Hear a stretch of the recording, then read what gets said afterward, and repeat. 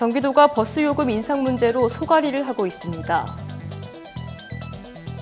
경기도는 지난 5일 일하는 청년 마이스터 통장의 올해 최종 경쟁률이 1.47대 1을 기록했다고 밝혔습니다. 경기관광공사가 임진각 평화누리에서 판문점까지 달리는 평화 모노레일을 추진한다고 밝혔습니다. 경기도는 지난해 12월부터 2달간 방치 폐기물 우려 사업장에 점검을 벌여 위반 업체 87곳을 적발했습니다. 자세한 소식은 뉴스에서 전해드리겠습니다. 안녕하십니까. 신동아 경기방송뉴스 이주희입니다.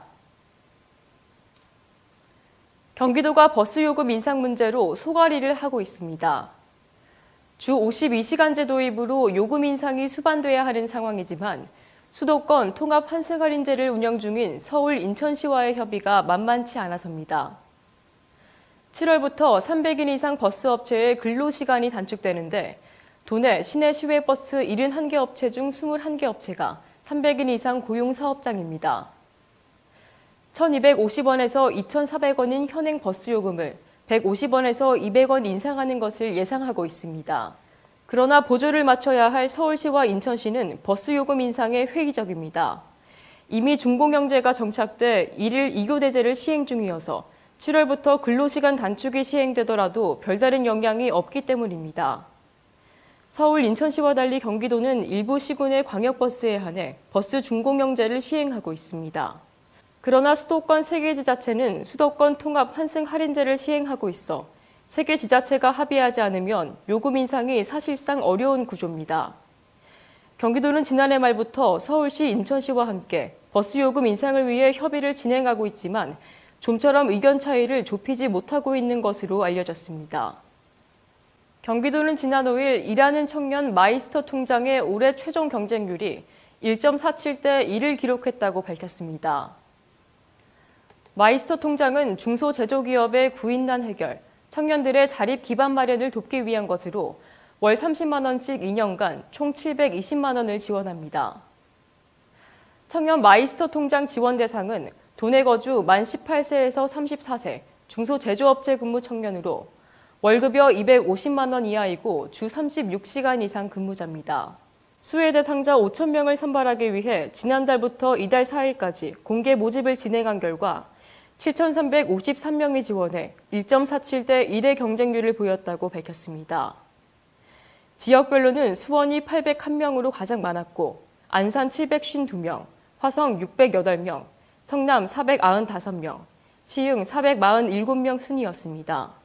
경기도는 오늘 26일까지 서류 심사 등을 통해 월급여, 근속기간, 경기도 거주기간 등을 종합평가해 대상자를 확정한 뒤 27일 일자리 플랫폼 자바바를 통해 명단을 발표할 계획입니다. 경기관광공사가 임진각 평화누리에서 판문점까지 달리는 평화 모노레일을 추진한다고 밝혔습니다. 이는 임진각과 판문점을 세계적인 평화의 상징으로 만들고 분단의 상징이었던 DMZ의 관광 자원화를 통해 경제 활성화에 기여한다는 차원입니다. 공사 계획에 따르면 임진각과 판문점 사이 총 11km 구간을 운행하며 역사는 임진각역, 분단해역, 평화해역, 판문점역 총 4곳입니다. 역마다 차별화된 관광 요소를 도입했는데 임진각역은 사전 등록, 교육, 편의시설 중심의 승하차장으로 임진각 주변 관광자원과 연계됩니다. 분단해역은 전쟁, 아픔, 갈등을 주제로 한 체험과 전시가 이뤄지고 평화해역은 VR, AR을 활용해 분단의 현장에서 평화의 장소가 된 DMZ를 생동감 있게 표현합니다. 마지막으로 판문점역은 면세점, 북한 음식, 특산품 등을 즐길 수 있게 꾸며집니다. 경기관광공사 유동규 사장은 우리나라가 지금까지 북쪽이 막힌 섬나라 아닌 섬나라였지만 이제 북으로 가는 길이 열리면 진정한 반도 국가의 지정학적 가치를 살릴 수 있을 것이라며 평화 모노레일은 그를 위한 디딤돌이자 계기가 될 것이라고 의지를 밝혔습니다. 공사는 평화 모노레일을 정부에 정식 제안해 신속히 추진할 예정입니다.